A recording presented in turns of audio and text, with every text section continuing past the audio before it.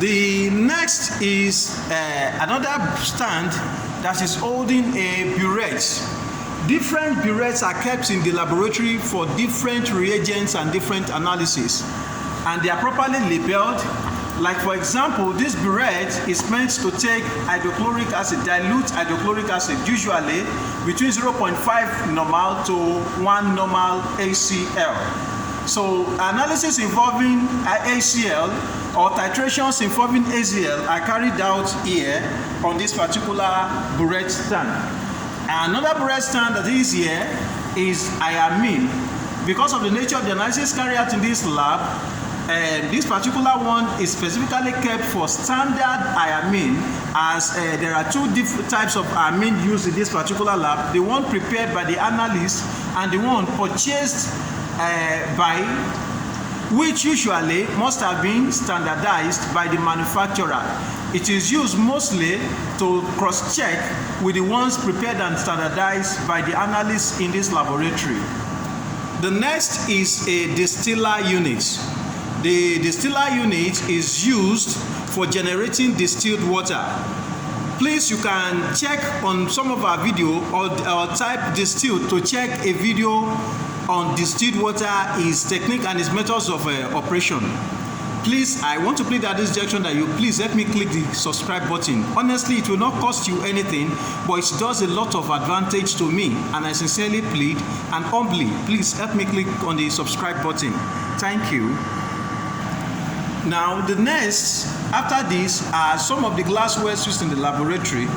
Here, this is what is called the conical flask. The conical flask. The conical flask is basically used for titration. It is used for titration. For example, acid-base titration.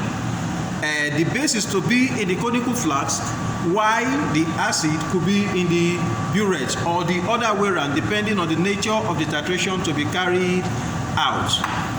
This is a plastic spatula.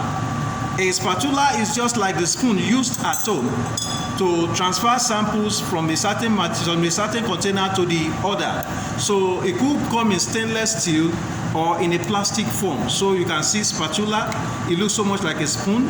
It is used in the laboratory just to take an aliquot or a small portion of the sample to be transferred into another container. These are small beakers, like I'm holding with me here, an 100 ml beaker. The capacity of this is an 100 ml beaker. This is a beaker that I'm holding, a small one. Don't forget, it is different from a conical flask if you look at it very well. A smaller beaker is also here. This is a 50 ml beaker. A 50 ml beaker. And the next is a tray. We call this a sampling tray. For safety and for neatness, when samples are to be taken, the tray is taken to the sampling point, and the samples are taken into different beakers to be transported into the laboratory for analysis. And this is a pichrome bottle, or a specific gravity bottle. We have a video too on this channel on specific gravity of different materials. I wish that you check on the video.